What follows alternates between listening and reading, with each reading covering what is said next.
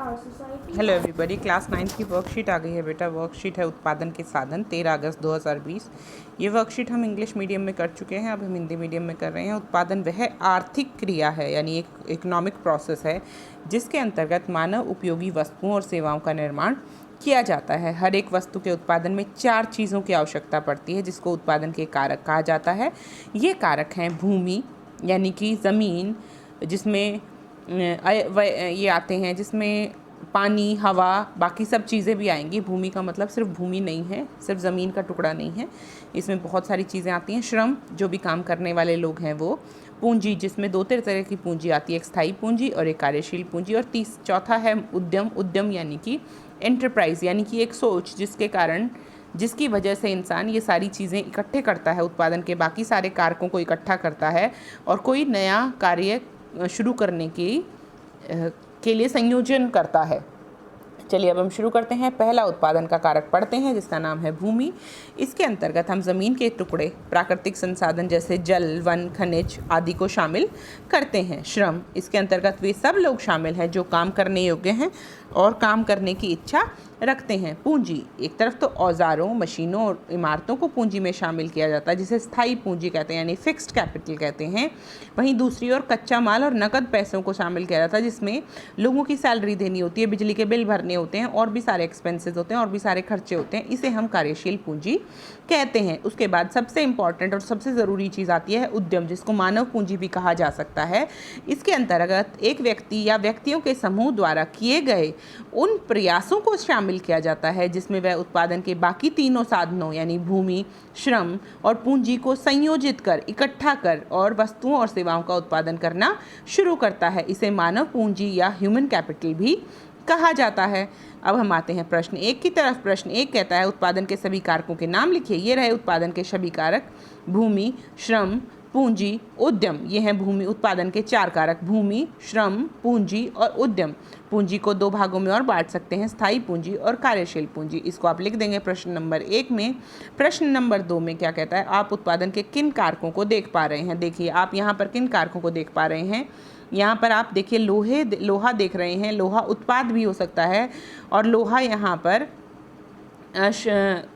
भूमि भी हो सकता है, क्योंकि हो सकता है ये लोह का अयस्क हो जिससे लोहा बनाया जा रहा हो। पहला। दूसरा यहाँ पर है, दूसरा हमारे पास क्या होता है उत्पादन का, श्रम हमें दिखाई दे रहा है। श्रम, यहाँ पर बहुत सारे लोग काम कर रहे हैं। पूंजी हमें दिखाई दे रही है कि इन लोगों ने वर्दियाँ पहनी हैं, इनके जो खर्चे होंगे, जो ये इन्होंने हेलमेट पहने हैं, ये सब पूंजी का भाग है जो इनको फैक्ट्री के ऑनर द्वारा, उद्यमी द्वारा प्रोवाइड कराया जा रहा है। ठीक है। उसके बाद हम लोग क्या सोच रहे हैं, चौथी चीज़ पूंजी हो गई। उसके बाद उद्यम। हाँ, उद्यम नज़र आ रहा है क्योंकि एक इंसान ने इन लोगों को इकट्ठा किया होगा, ये सोचा होगा कि ये लोग इकट्ठे मिलकर एक काम करेंगे। तो हम यहाँ पर चारों उत्पादन के कारकों को देख पा रहे हैं और समझ पा रहे हैं। उत्पादन के किस कारक को उत्पादन का सबसे आवश्यक माना जाता है और क्यों, देखिए मैं बताती हूँ। यहाँ पे लिखिएगा, उत्पादन में उद्यम को, जिसे हम मानव पूंजी भी कहते हैं, को सबसे महत्वपूर्ण माना जाता है। क्यों? क्योंकि एक व्यक्ति या व्यक्तियों का समूह द्वारा दिए गए उन प्रयासों को शामिल किया जाता है जिसमें वह उत्पादन के बाकी तीनों साधनों को संयोजित कर सकता है।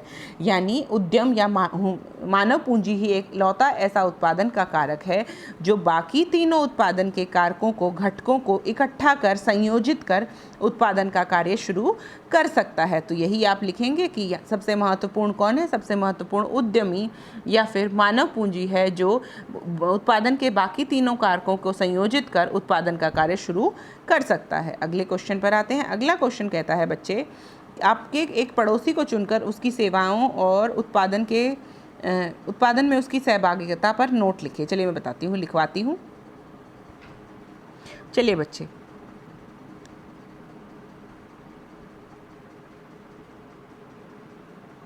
उत्पादन के कई स्वरूप होते हैं।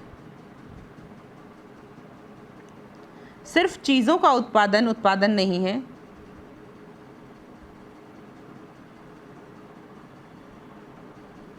उत्पादन सेवाओं का भी होता है। अगर कोई रिक्शा चालक रिक्शा चलाकर एक इंसान को उसके गंतव्य स्थान पर पहुंचाता है पहुंचाता है तो वह भी एक प्रकार की सेवा का सृजन माना जाता है। यह भी उत्पादन का एक स्वरूप है।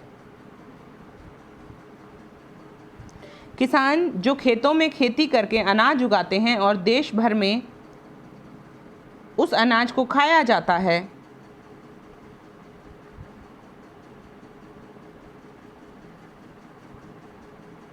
यह भी उत्पादन माना जाता है। अतः उत्पादन सिर्फ चीज़ों का नहीं, वस्तुओं का नहीं, अपितु सेवाओं का भी हो सकता है। और हर इंसान